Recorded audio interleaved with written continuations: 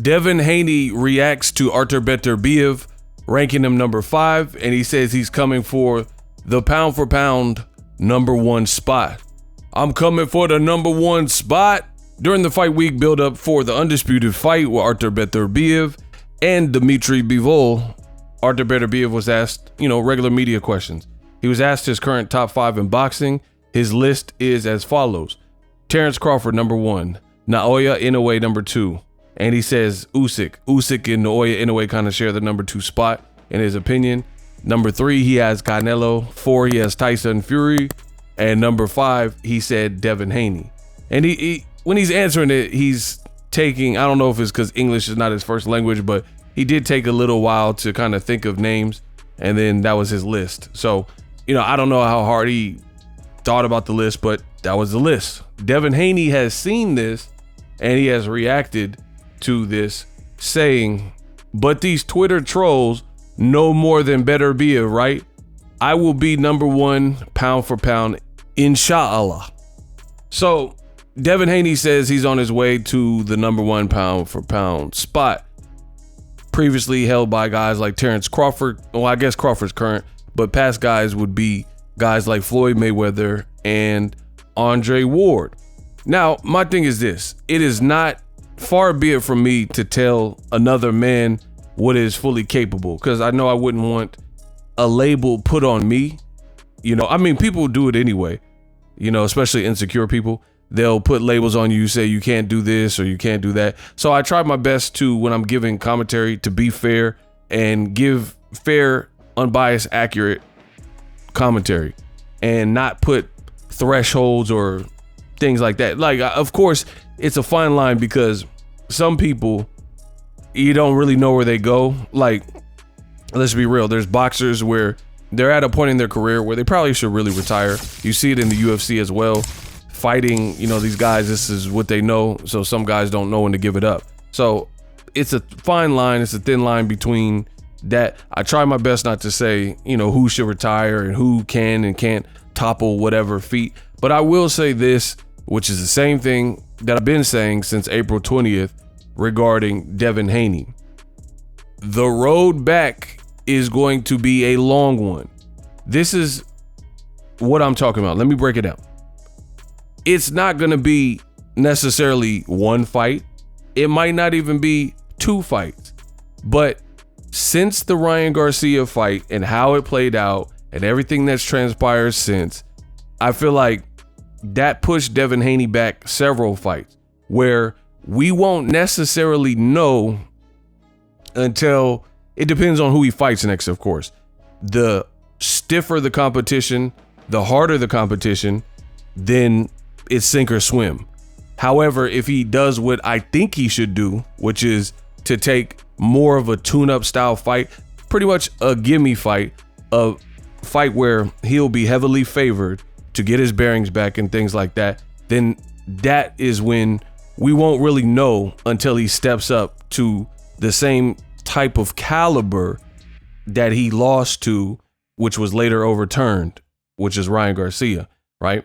So it just depends on how this plays, because I don't know Devin Haney's next move. But I will say, and I stand firmly on this, it is a long road back. The world's seen the Ryan Garcia fight. This is not Men in Black where you pull out the pin and you see a stroke of light and all of a sudden people forgot. It is what it is. So if the fans feel that way, and we're just the boxing fans, I'm just a YouTuber, right? Then your ops and fellow contenders and rivals and other boxers who are in or around your weight class who may have to see you or may fight you, this might come across the desk. You don't think they're going to watch the Ryan Garcia fight, which is the only fight that Devin Haney, you can even say that he definitely lost. I mean, you could bring up the Lomachenko, but case in point, he won the fight on paper. And, I think just like any fighter, you're going to study the flaws and see the deficiencies. And I think the Ryan Garcia, even more so than like a Lomachenko, because I thought the Lomachenko fight was a draw. That's what I honestly felt. But you can make a case for Lomachenko started off too slow and then he picked it up in the back half of the fight, and Devin Haney fell off kind of in the back half of the fight, similar to Bivol versus Beterbiev, to be honest, right? But all in all, that was a close fight. Ryan Garcia, it looked like anytime Ryan Garcia tried, he had success and he was hurting Devin Haney. So that's something completely different, whole different animal. So, you know, the mental and the spirit is obviously important for the sport of boxing. So it's good that Devin Haney is like talking and tweeting like, I'm going to be #1 pound for pound. But I really feel this new generation, particularly Gen Z, they do a lot of talking, a lot of tweeting, a lot of social media. There's so many boxers right now under the age of 30, and from Keyshawn to Shakur to Edgar Berlanga to Devin Haney or whoever, and they keep saying what they will do in certain situations. Like Edgar Berlanga says he'll stand in front of Artur Beterbiev in trade, and he's not even at 175. And he just went from losing every single round at 168 to a smaller Canelo Alvarez. So for me, seeing is believing. Fight Beterbiev next for all the belts at 175 if you are that confident. But again, this Gen Z under 30 crowd, a lot of them are talking. Like Keyshawn says he'll whoop Devin Haney, he'll destroy Short Tank and stuff like that. But you've never fought anyone even remotely as good as Devin Haney or Gervonta Davis especially. So until then, it becomes talk. And I think the same thing even here. Now, Devin, the difference between him, he's under 30 and he is accomplished. He has some good accomplishments. But I think that Ryan fight really knocked him off the perch that he was on, and not in a good way. And despite the overturn, he got lawsuits. He's fighting at the OC County Fair. And ultimately, I just feel that his head, to me, appears to be scrambled. That's a no Diddy. Don't leave no crazy comments like pause and I said no Diddy on it, right? But his head is scrambled. No Diddy, right? Pause. His head seems like really like he's almost fixated on the Ryan Garcia and why aren't the fans on my side and why are you leaving rude comments? Ryan's the cheater.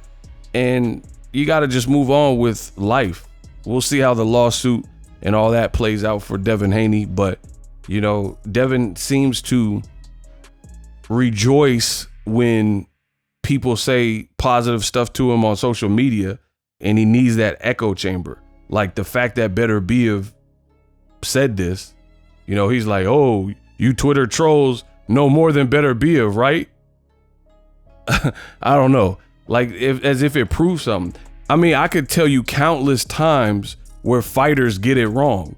So to me, that don't really prove anything. You could go to YouTube and listen to people's predictions.